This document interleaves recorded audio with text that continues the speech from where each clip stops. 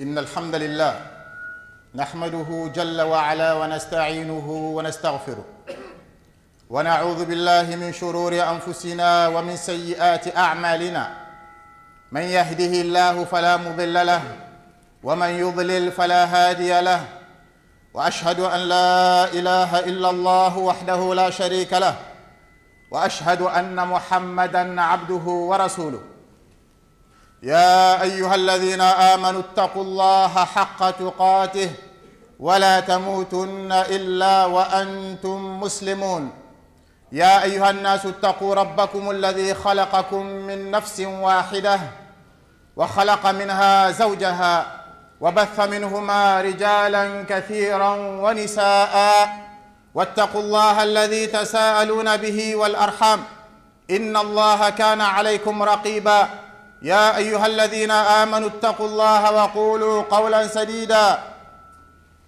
يصلح لكم أعمالكم ويغفر لكم ذنوبكم ومن يطع الله ورسوله فقد فاز فوزا عظيما أما بعد فإن أصدق الحديث كتاب الله تعالى وخير الهدي هدي محمد صلى الله عليه وسلم وشر الأمور محدثاتها وكل محدثة بدعة وكل بدعة ضلالة وكل ضلالة في النار. Chers frères et sœurs, on remercie Allah subhanahu wa ta'ala de tous les bienfaits qu'il nous a accordés apparents comme cachés. Allah subhanahu wa ta'ala qui nous a créés. Nous devons de profiter des bienfaits qu'il nous a accordés pour l'adorer. On se doit d'être reconnaissant envers tous les bienfaits qu'Allah subhanahu wa ta'ala nous a accordés, chers frères et sœurs. Si on le fait, Allah il nous a promis qu'il va nous augmenter. Allah subhanahu wa ta'ala, il nous informe que la piété, et on va donner la définition de la piété. La piété est un successeur de toute chose. Si tu as la piété, même si tu es le plus pauvre du monde, tu n'as rien perdu. Mais celui qui a perdu la piété, même si tu es le plus grand milliardaire du monde, tu as tout perdu. Qu'Allah nous en préserve.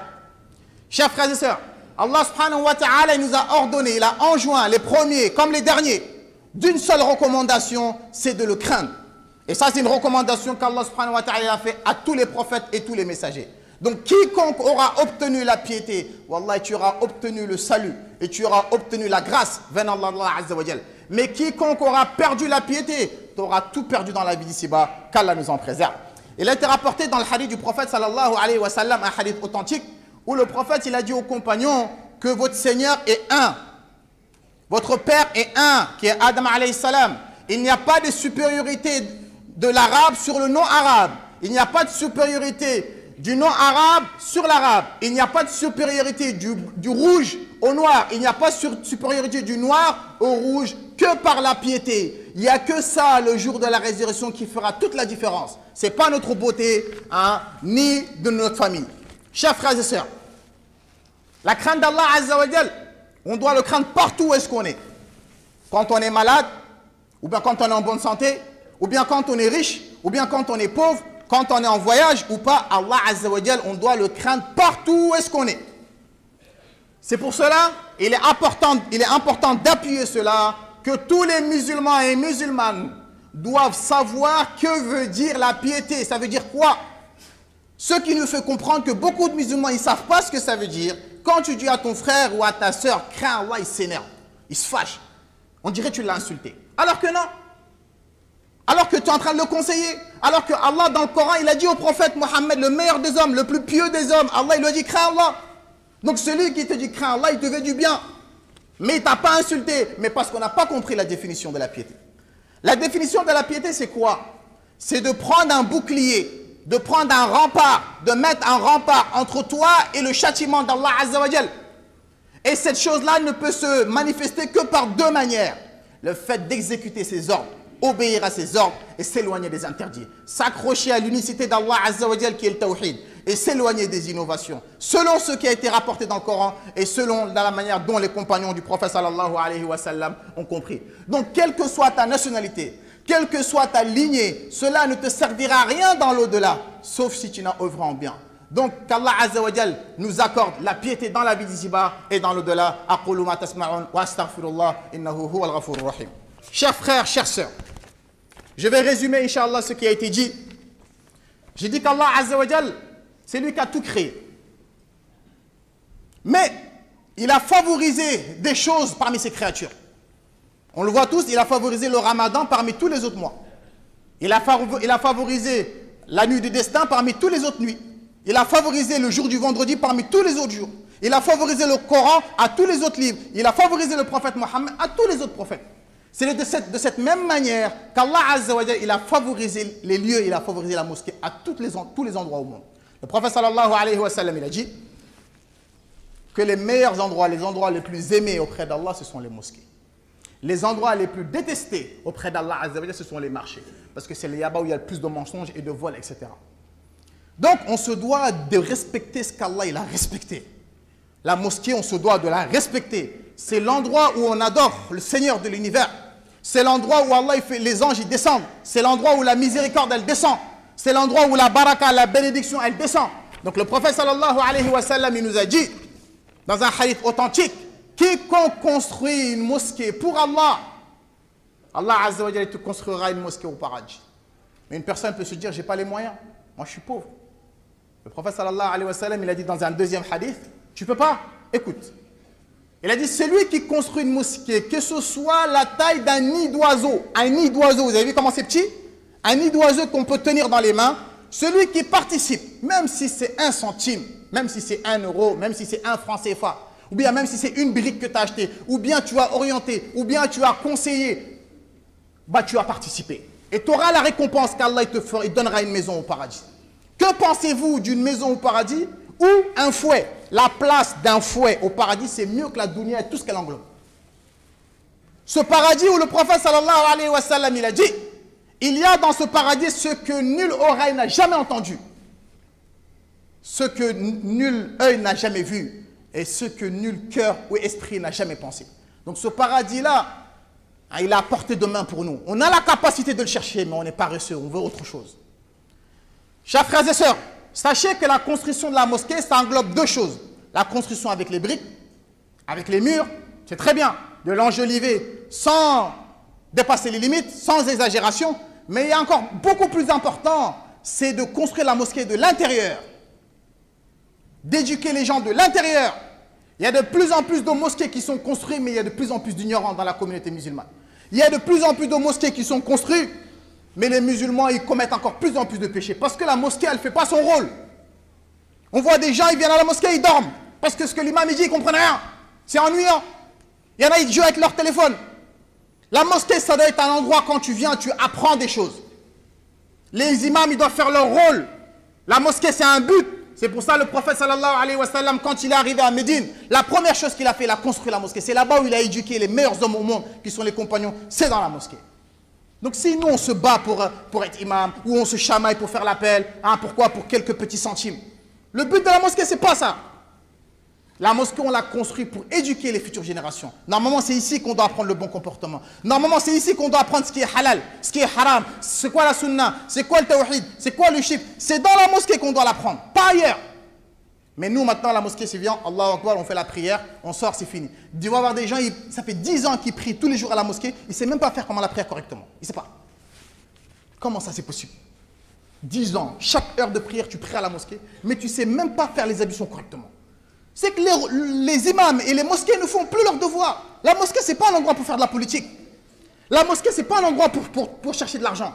La mosquée, ce n'est pas un endroit pour te mettre en avant. La mosquée, c'est un endroit pour éduquer les musulmans. À l'époque du prophète, la mosquée, c'était le palais de justice. Tout ce qui se passait, c'était dans la mosquée. Mais les ennemis de l'islam ont essayé de tout faire pour banaliser la mosquée aux musulmans, pour que ce soit un lieu de prière seulement, et c'est fini, c'est fini. C'est pour ça qu'on voit des gens, ils ont des mauvais comportements dans la mosquée. Parce qu'ils ne savent pas l'importance de ce lieu-là. Donc il est important à tous les imams de craindre Allah Azza wa Jal, à tous les responsables de mosquées de craindre Allah Azza wa Jal. Mettez la science en avant, éduquez les musulmans, montrez-leur le chemin qui les mène au paradis. C'est ça le rôle que Allah Azza wa Jal et le prophète sallallahu alayhi wa sallam nous a ordonné. C'est pour ça à l'époque du prophète sallallahu alayhi wa sallam, les hypocrites, ils ont construit une mosquée qu'on appelle la mosquée du tort. Leur seul but c'était quoi? De diviser les musulmans. Comme le prophète il a construit une mosquée, il a dit nous, on n'est pas à l'aise là-bas, on va être... ils vont nous dévoiler, attendez, on va aller construire une mosquée à part. Ils ont construit leur mosquée à l'époque du prophète, sallallahu alayhi wa sallam. Et ils ont appelé le prophète pour venir prier dans la mosquée. Ils ont dit, Ya Rasulallah, viens prier. Et ils savaient que si le prophète il vient, tous les compagnons vont venir. Allah il a descendu un verset directement.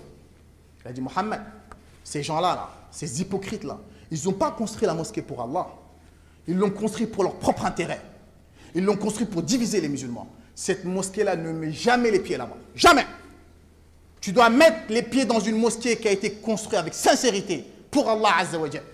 Et cette mosquée-là, ils l'ont brûlée et ils ont fait une décharge de poubelle. Au final, c'est comme ça qu'elle a terminé. Donc il y a beaucoup de mosquées qui sont construites. Mais est-ce qu'ils sont construits pour Allah? Allahu A'lam. Et je prends Allah comme témoin. Et je vous prends comme témoin que Wallahi al-Azim, cette mosquée-là, qui est la mosquée qu'on a appelée la mosquée de l'unicité, elle a été basée sur la piété depuis le premier jour. On n'attend pas de remerciement de la part de qui que ce soit. Notre seul but, c'est de se rendre utile aux musulmans. Même si on meurt, Inch'Allah, toute personne qui priera là, on espère qu'on aura la récompense d'Allah. Ça nous suffit. Et tant qu'on sera en vie, cette mosquée-là ne sera pas une mosquée où on va insulter les anciens. Cette mosquée-là ne sera pas une mosquée où on va minimiser les gens. Cette mosquée-là, ce sera une mosquée qui va répandre la science bénéfique si Allah Azza wa Jalla nous en donne la capacité. Inch'Allah. Ce qu'on attend de vous, faites des invocations pour nous, pour qu'Allah Azza wa Jalla il nous facilite. Chers frères et sœurs,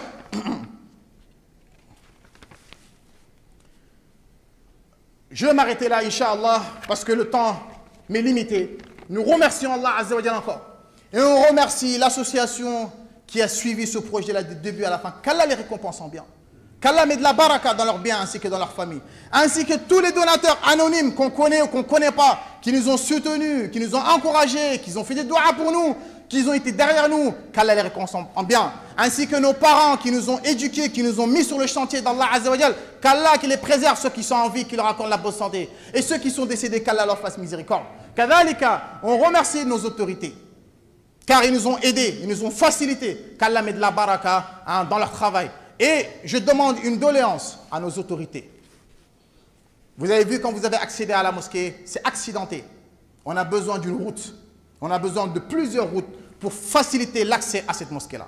Et toute autorité, ou bien toute personne qui fera la démarche et qui facilitera jusqu'à que les fidèles pourront accéder facilement à cet endroit-là, sache que tu rentres dans le hadith où le prophète il a dit, celui qui construit une mosquée pour Allah, Allah il te construit une maison au paradis. Même si tu es démis de tes fonctions, même si tu es à la retraite, tu es plus que tu étais, le fait que tu as contribué, que tu as facilité, qu'on puisse avoir un accès ici, Allah Azza wa Jalla il te récompensera, chers frères et sœurs. Inna Allah wa malaikatahu yusalluna ala nabi.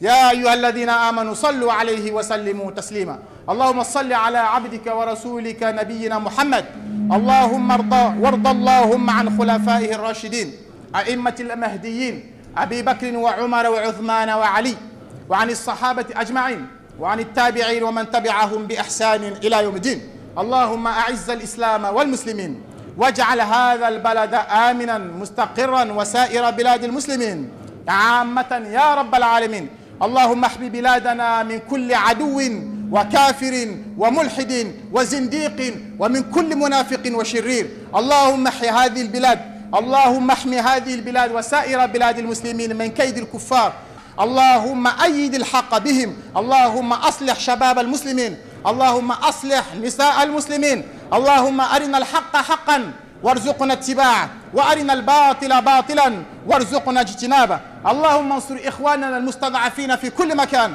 اللهم انصر اخواننا المستضعفين في كل مكان اللهم انت الله الذي لا اله الا انت الغني انت الغني ونحن الفقراء اليك انزل علينا الغيث ولا تجعلنا من القانطين اللهم اغثنا اللهم اغثنا اللهم اغث بلادنا اللهم أغث مزارعنا اللهم أغث آبارنا وأشجارنا اللهم أحيي بلدك الميت بالغيث المبارك يا رب العالمين ربنا آتنا في الدنيا حسنة وفي الآخرة حسنة وقنا عذاب النار وقوموا إلى صلاتكم يرحمكم الله